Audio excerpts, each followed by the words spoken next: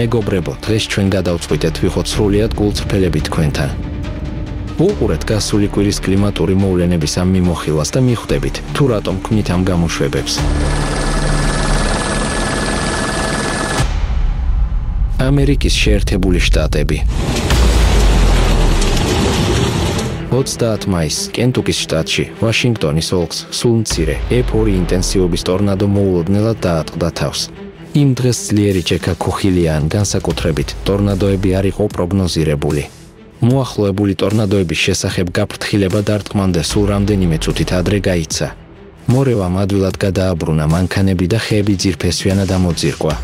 სახლების მნიშვნელოვანი რაოდენობა დაზიანდა, ორი შენობა კი მთლიანად განადგურდა. ქარიშხლის შედეგად ერთი ადამიანი დაიღუპა, 7 კი დაშავდა. 28 მაისის საღამოს ტეხასის დედაქალაქ ოსტინს ძლიერი სუპერსელური ჯექა ქუხილი დაატყდა თავს, რამაც მნიშვნელოვანი ზიანი მიაყენა. სულ რაღაც ნახევარ საათში ქალაქში 80 მმ-მდე წვიმა მოვიდა, რამაც სადრენაჟე სისტემა გადატვირთა და სწრაფი წყალდიდობა გამოიწვია.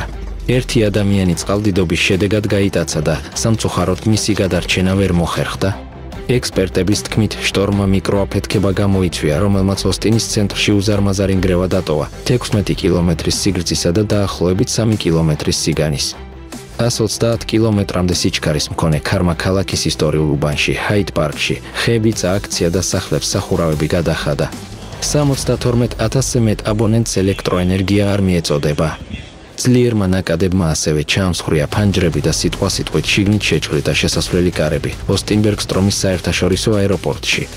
1 ივნისს ძლიერი შტორმი, რომელსაც თან ახლდა ძლიერი ქარი, კოკისპირული წვიმა და 7 სანტიმეტრამდე დიამეტრის დიდი სეთქვა, ჩრდილოეთ ტეხასის მჭიდროდ დასახლებულ დალას-ფორტ უორზის რაიონს დაატყდა თავს. განსაკუთრებით მძიმედ დაზარალდა ევერმენის ქალაქი, სადაც მანქანების მინები ჩაამსხვრია და საცხოვრებელი სახლების სახურავები დააზიანა. ბენბრუკის ტბის მახლობლად მდებარე პარკში ელამ თავშესაფარს დაარტყა, სადაც ხალხი წვიმისგან თავს აფარებდა. 14 ადამიანი დაშავდა. მათგან ორმა გონება დაკარგა და საავადმყოფოში გადაიყვანეს, დანარჩენებმა კი ადგილზე სამედიცინო დახმარება მიიღეს. კანადა.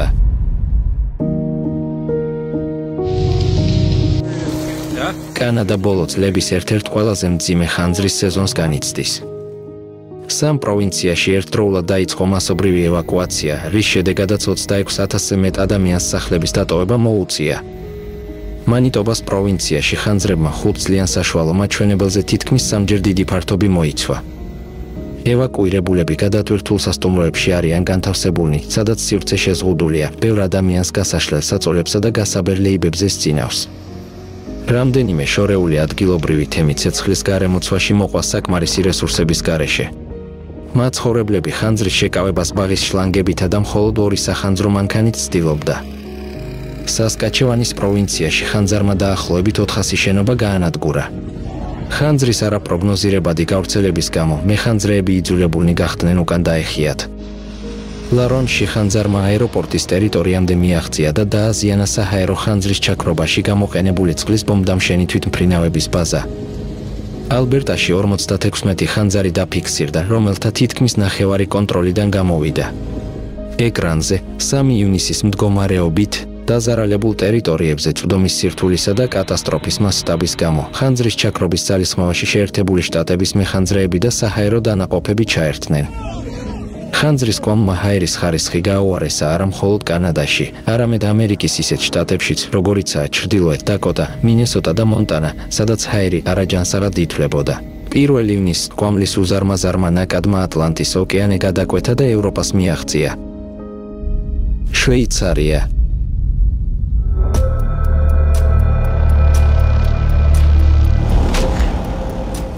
მაისს შვეიცარიის ვალეს კანტონში კატასტროფული მყინვარის ჩამონგრევა მოხდა, დაახლოებით 3 მილიონი კუბური მეტრი ყინული და ქვალოშენტალის ხეობაში ჩავარდა. შედეგად სოფელი ბლატენი თითქმის მთლიანად განადგურდა, რამდენიმე სახლი, რომელიც დარჩა, დაიტბორა, როდესაც ყინულის მასამ ლონცას მდინარე გადაკეტა. ბევრმა მაცხოვრებელმა პრაქტიკულად ყველაფერი დაკარგა, მათი სახლები, სასოფლო-სამეურნეო ტექნიკა და ბიზნესები განადგურდა. მხოლოდ ის გადაურჩა თრისი აღებაც ადამიანებმა საგანგებო ევაკუაციის დროს მოახერხეს, რომელიც სულ რაღაც 90 წუთი გაგრძელდა. მოახლოებული კატასტროფის გამო ფრთხილებელი ნიშანი მთის მასივის უჩვეულოდ სწრაფი მოძრაობა იყო. სახიფათო ზონიდან ასევე ევაკუირებული იქნა შინაური ცხოველები, ასობით ძროხა, ცხვარი და კურდღელი. სამწუხაროდ ტრაგედიის თავიდან აცილება შეუძლებელი გახდა. ექსპერტების აზრით, სოფლის გარეუბანში მდებარე ტანმატას საკარმიდამო ტერიტორია უსაფრთხოდ ითვლებოდა და ევაკუაციის ზონაში არ შედიოდა. თუმცა ისიც ჩამონგრეული ნანგრევების ქვეშ იყო დამარხული. ვარაუდობენ, რომ მყინვარის ჩამონგრევის დროს ფერმის მეპატრონე თავის ცხოველებთან ერთად ფარდულში იმყოფებოდა, მას შემდეგ ის დაკარგულია. შემდგომი ჩამონგრევის მაღალი რისკისა და დარჩენილი ყინულის მნიშვნელოვანი მოცულობის გამო, კატასტროფის ზონაში შესვლა კვლავ სრულად დახურულია როგორც სამაშველო ჯგუფებისთვის, ასევე ადგილობრივი მაცხოვრებლებისთვის და ასევე ტურისტებისთვისაც. გერმანია 31 მაისს გერმანიის ჩრდილოეთ რაინ-ვესტფალიის ფედერალურ რაიონს ძლიერი ჭექა ქუხილი, კოკისპირული წვიმა და სეტყვა დაატყდა თავს. განსაკუთრებით დაზარალდა ჰიუკელჰოვენის ქალაქი, სადაც უეცარმა ქარიშხალმა ორგანიზატორებს აიძულა კარნავალის ფესტივალის შეჩერება. სამოულოდნელად მუქი ღრუბლებით აივსო, ძლიერი ქარი ამოვარდა და სულ რამდენიმე წუთში ფესტივალის ტერიტორია კოკისპირულმა წვიმამ დატბორა. 3 სანტიმეტრამდე ზომის სეტყვის შედეგად 11 ადამიანი დაშავდა, რომელთა უმეტესობას ჭრილობები ჰქონდა. რამდენიმე დამსწრე ორგანიზატორებს ადანაშაულებდა მოახლოებულ ქარიშხალზე ძალიან ნელა რეაგირებაში, თუმცა ორგანიზატორებმა ეს ბრალდებები უარყვეს. ერთ-ერთმა მათგანმა განმარტა, რომ ინდუსტრიაში 20 წელზე მეტი ხნის მუშაობის განმავლობაში ისინი არასდროს შეხვედრიან ასეთ სწრაფ და დამანგრევალ ქარიშხალს, ეს მათთვის სრულიად მოულოდნელი იყო. გერმანიის მეტეოროლოგიურ სამსახურთან მიმდინარე კოორდინაციის მიუხედავად, სეტყვის შესახებ გაფრთხილება ბოლო მომენტში გავრცელდა, რადარებმა მისი წინასწარ დაფიქსირება ვერ შეძლეს. ძლიერმა ნალექებმა რამდენიმე რაიონში გზების დატბორვა და ღვარცოფი გამოიწვია. ზოგიერთ ადგილას ნალექის რაოდენობა კვადრატულ მეტრზე 60 ლიტრი გადააჭარბა სულ რაღაც რამდენიმე საათში. მთელი დღის განმავლობაში ქვეყნის მასშტაბით 70,000-ზე მეტი ელვა დაფიქსირდა. ერთი ელვა ჰიუკელჰოვენის ქალაქთან ახლოს მატარებლის დენის საკონტაქტო ქსელის ხაზს დაარტყა, რის გამოც ის ხიდზე გაჩერდა. დაახლოებით 160 მგზავრს მატარებლიდან გადმოსვლა და უახლოეს სადგურამდე მისასვლელად ლიანდაგზე სიარული მოუწია. სიარულის უნარო მგზავრები გორგოლაჭებიანი დაფების გამოყენებით ევაკუირებულნი იყვნენ. ესენის ქალაქში ელვამ საცხოვრებელ კორპუსს დაარტყა, რამაც ხანძარი გამოიწვია. მაცხოვრებლებმა დროულად მოახერხეს ევაკუაცია, მაგრამ შენობა საცხოვრებლად უარგისი დარჩა, ხანძარმა სახურავი მთლიანად გაანადგურა. აახენში ძლიერი ქარიშხლის გამო ველოსიპედის რბოლა გაუქმდა. ღონისძიება ავსტრალიაში მსოფლიო ჩემპიონატის შესარჩევი ეტაპის სახით იყო დაგეგმილი. ნიგერია 29 მაისიდან 30 მაისის ჩათვლით მთელი ღამის განმავლობაში გადაუღებელი წვიმების შემდეგ ნიგერიის ქალაქ მოკვაში მასშტაბური წყალდიდობა მოხდა. ეს კატასტროფა ბოლო 6 ათწლეულის განმავლობაში ერთ-ერთ ყველაზე დამანგრეველ კატასტროფად იქცა. ოფიციალური ინფორმაციით 200-ზე მეტი ადამიანი დაიღუპა და დაახლოებით 1000 ადგილობრივი მცხოვრები დაკარგულად ითვლება. წყალდიდობამ ქალაქს კოლოსალური ზიანი მიაყენა. სულ 265 საცხოვრებელი სახლი მთლიანად განადგურდა, ხოლო 2 სტრატეგიულად მნიშვნელოვანი ხიდი მძვინვარე წყლებმა წაიღო. ყველაზე ძლიერ დატბორილ რაიონებში დაახლოებით 3000 შენობა დაიტბორა. 5000-ზე მეტ ადამიანს, რომლებიც უსახლკაროდ დარჩნენ, ახლა სასწრაფოდ სჭირდებათ ჰუმანიტარული დახმარება.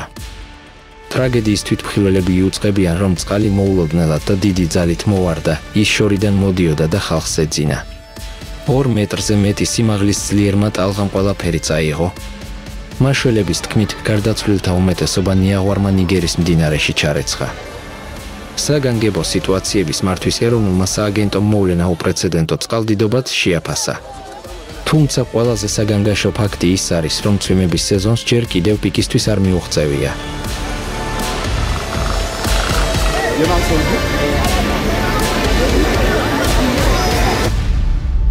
ეგვიპტე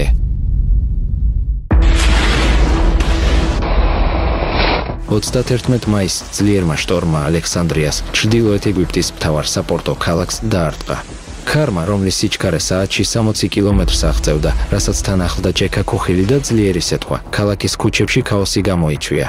ქარიშხალმა ხეები წააქცია, ქუჩის განათება და სარეკლამო კონსტრუქციები დააზიანა და მოსახლეობაში პანიკა გამოიწვია. ძლიერმა ქარმა და ფანჯრებზე სეთყვამ კაფეების მომხმარებლების სასწრაფოდ ევაკუაცია აიძულა.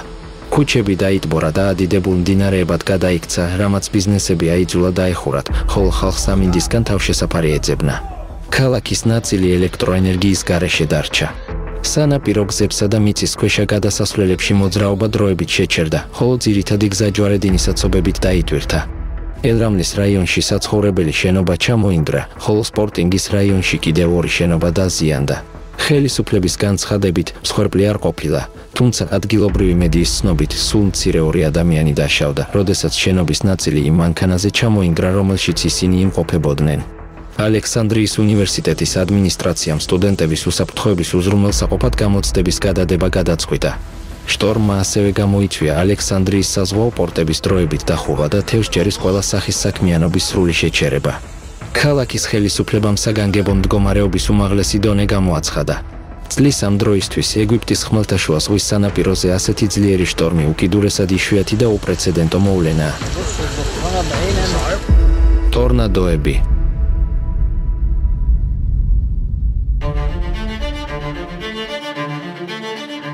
28 მაისს სომხეთის ქალაქ არტიქს ტორნადო დაატყდა თავს, რომელმაც რამდენიმე სახლს სახურავი გადახადა და ხეები ამოძირკვა.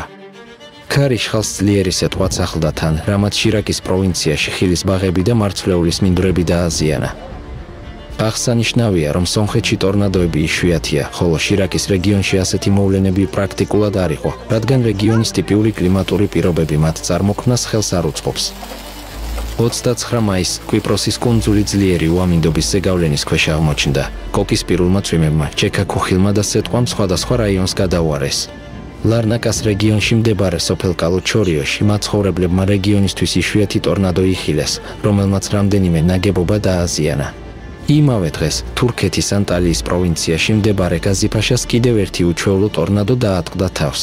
მორევი თავდაპირველად ზღვაზე წარმოიქმნა, მაგრამ მალევე ნაპირზე გადაინაცვლა და რამდენიმე წუთში 70 სადგური მთლიანად გაანადგურა. სახლებიდან სახურავები გადახადა, მრავალი ხე და ბოძი დაანგრია და გზები დროებით გადაკეტა. ტორნადოს შემდეგ დაუყოვნებლივ ტერიტორია ძლიერმა წვიმამ და სეთყვამ მოიცვა, რამაც სიტუაცია კიდევ უფრო გააუარესა. 30 მაისს უკრაინის ქალაქ ჩერნიგოვის თავზე ცაში მასიური ტორნადო დაფიქსირდა. საბედნიეროდ მორევს მიწამდე არ მიუღწევია, ამიტომ ნგრევა არ ყოფილა.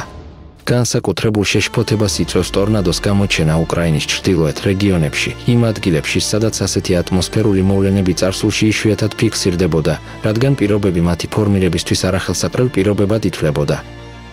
ბოლო წლებში ევროპაში ტორნადოების რაოდენობის სწრაფი ზრდა შეინიშნება. ეს ზრდა ექსპონენციურ ტენდენციას მიჰყვება. 2024 წელი ევროპის ისტორიაში ყველაზე აქტიური ტორნადოს წელი გახდა, ტორნადოს აქტივობის ასეთი მასიური ზრდა აქამდე არასდროს დაფიქსირებულა.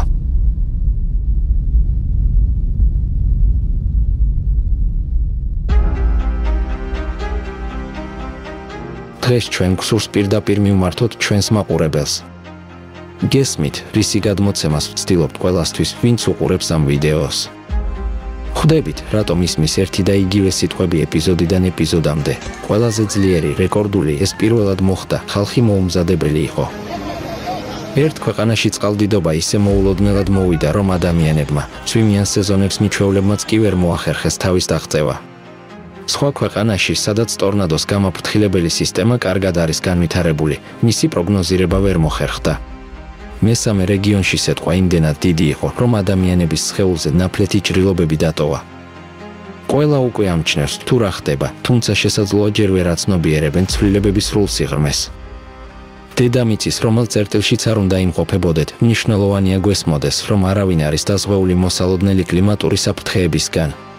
და ის, რასაც ჩვენ გეუბნებით, არ არის შეშინების მცდელობა, როგორც ზოგჯერ კომენტარებში წერია, არამედ გაფრთხილების მცდელობა, რათა არავისთვის იყოს მოულოდნელი.